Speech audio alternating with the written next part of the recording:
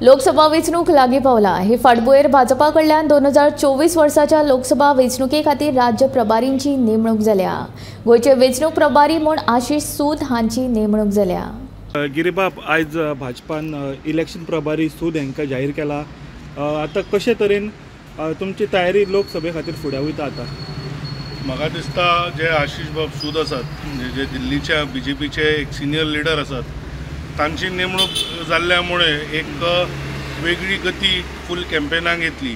आणि जसे वारंवार माननीय मुख्यमंत्र्यांनी सांगला किंवा आमचे प्रदेशाध्यक्ष जे सदानंद तानावडे आसात तांणी सांगला की नरेंद्र मोदीजींचे सरकार बळकट करपा खातीर गोंयचे दोनूय सीट आमी व्हडल्या मताधिक्यान निवडून हाडटले। आनी ताच्या खातीर वेगळी जी रचना आसा, मागीर तातूंत मागीर गांव चलो अभियान आसत किंवा जे विकसीत भारत यात्रा चालू आसा, जातून मोदी सरकारांच्या अंडर जाल्ली भरीव कामगिरी लोकां पर्यंत व्हरप।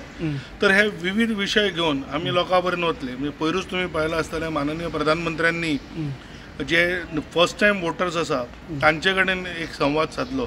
तर असे वेगळे हे आसा, म्हणजे वेगळे विशय घेवन आमी लोकां कडेन वतले। आणि 6 फेब्रुवारीक जेन्ना माननीय प्रधानमंत्री गोंयान एक व्हडली सभा संबोधीत करतले, म्हाका दिसता होल लोकसभा कॅम्पेनाक एक वेगळी गती येतली।